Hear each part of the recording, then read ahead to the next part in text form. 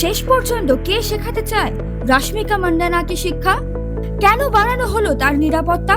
কংগ্রেস বিধায়ক রবি কুমার গৌড়া মন্তব্য করেছেন যে রশ্মিকা মান্দানাকে শিক্ষা দেওয়া উচিত, কারণ সম্প্রতি অভিনেত্রী নিজেকে কর্ণাটকের নয় হায়দ্রাবাদের বাসিন্দা বলে উল্লেখ করেছিলেন। এই মন্তব্যের পরই বিধায়ক গৌড়া ও কানাডা অ্যাক্টিভিস্ট টি.এন. নারায়ণ গৌড়ার সমালোচনা শুরু হয়, যার ফলে কোভোডা ন্যাশনাল কাউন্সিল সিএমসি স্বরাষ্ট্রমন্ত্রী অমিত শাহ ও কর্ণাটকের স্বরাষ্ট্রমন্ত্রী জি পরমেশ্বরের কাছে রশ্মিকার নিরাপত্তা নিশ্চিত করার জন্য অনুরোধ জানিয়েছে।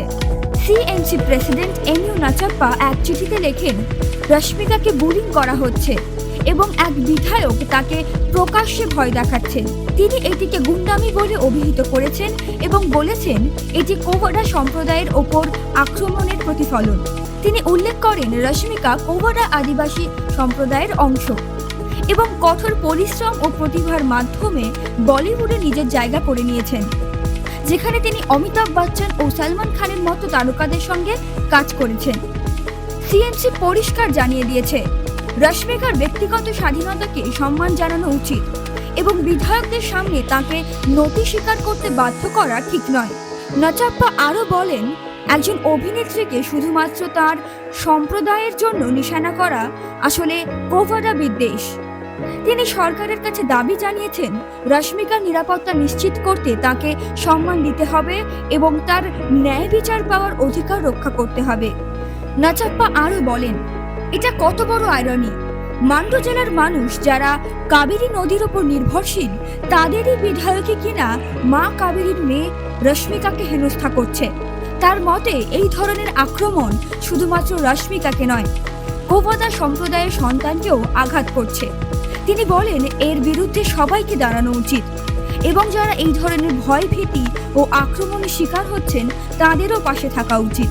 এই পুরো বিতর্কের সূত্রপাত কর্ণাটকের বিধায়ক গণিকার এক মন্তব্য থেকে। তার দাবি কর্ণাটকের কোডাগু জেলার মেয়ে রশ্মিকাকে শাস্তি দেওয়া উচিত, কারণ তিনি নিজেকে হায়দ্রাবাদের বাসিন্দা বলে পরিচয় দিয়েছেন। গণিকার মতে রশ্মিকা 2016 সালে কন্নড় ছবি কিরিক পার্টিতে কেরিয়ার শুরু করেছিলেন, কিন্তু সম্প্রতি এক ফিল্ম ফেস্টিভ্যালে এসে নিজেকে হায়দ্রাবাদের বাসিন্দা বলেন।